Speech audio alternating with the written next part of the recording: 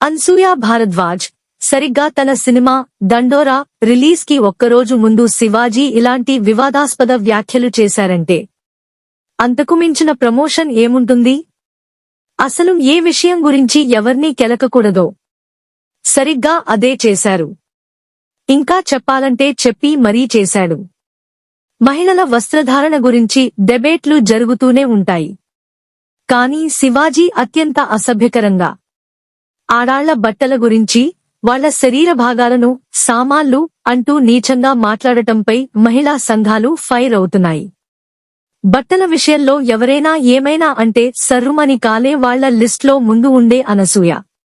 Hero Shivaji దిగజారుడు వ్యాఖ్యలకు గట్టి కౌంటర్ ఇచ్చింది. ఆయన మాట్లాడిన మాటల్లో ఉద్దేశం వేరే ఉండొచ్చు కాని ఆయన ఉపయోగించిన పదాలు అయితే అభ్యంతరకరంగానే ఉండటంతో అదే స్థాయిలో ఘాటుగా కౌంటర్ ఇచ్చింది అనసూయ. తాజాగా ఒక బహిరంగ వేదికపై మహిళలు ఎలా దుస్తులు ధరించాలి అనే విషయంపై చేసిన వ్యాఖ్యల నేపథ్యంలో ఓ విషయం గుర్తు చేస్తున్నా. కన్సర్న్ పేరుతో కంట్రోల్ చేయడం, ప్రొటెక్షన్ పేరుతో జడ్జిమెంట్ ఇవ్వాలని కన్ఫ్యూజ్ అవ్వడం చూస్తుంటే ఆశ్చర్యం కలుగుతుంది. ఒక మహిళ వస్త్రధారణ అనేది ఆమె వ్యక్తిగత ఇష్టం. అది ఎవరినీ ఉద్దేశించినది కాదు. దానివల్ల ఎవరికీ నష్టం లేదు. నిజానికి ఆందోళన చెందాల్సిన విషయం ఏమిటంటే ఎదుటివారిపై చేసే ఇలాంటి వ్యాఖ్యలు, వాళ్ల చూపులు, అడగని సలహాలు, వీటికే ప్రభావం ఉంటుంది. వీటితోనే ప్రమాదం ఎక్కువగా ఉంటుంది. వీళ్ల అభద్రతా భావాన్ని మోరల్ పోలీసింగ్గా మార్చడం అది మగతనం అనిపించుకోదు. అదే రక్షణ అనిపించుకోదు. కేవలం నియంత్రణ మాత్రమే అవుతుంది. గౌరవించడానికి పర్యవేక్షణ అవసరం లేదు. ఇతరులను నియంత్రించడం అనేది బలంలా కనిపించే బలహీనత. గౌరవం ఇవ్వడమే అసలైన శక్తి అంటూ ఎక్కడా శివాజీ పేరుని ప్రస్తావించకుండానే కౌంటర్ ఇచ్చింది అనసూయ.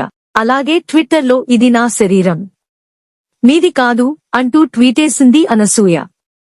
ఇంతకీ శివాజీ ఏమన్నారు? ఎందుకన్నారంటే ఆయన నటించిన దండోరా సినిమా ప్రమోషన్స్ లో భాగంగా ప్రీ రిలీజ్ ఈవెంట్ ని నిర్వహించారు. ఈ ఈవెంట్ కి హాట్ యాంకర్ స్రవంతి చీర కట్టుకుని వచ్చింది. చీరలో ఆమె అందాన్ని చూసి పొగడ్తల వర్షం కురిపించిన శివాజీ, హీరోయిన్స్ కూడా ఇలాంటి చీరలు కట్టుకుంటే బావుంటుంది అనే ఉద్దేశంలో నోటికి పని చెప్పారు. ఈ అమ్మాయి యాంకర్ స్రవంతి గురించి చెప్పాలిగా. డబ్బులిచ్చినా తప్పదు చెప్పాలి. చాలా బాగా చేస్తున్నావ్ అమ్మా, బాగుంది. ముఖ్యంగా నీ డ్రెస్ సెన్స్ చాలా బాగుంది.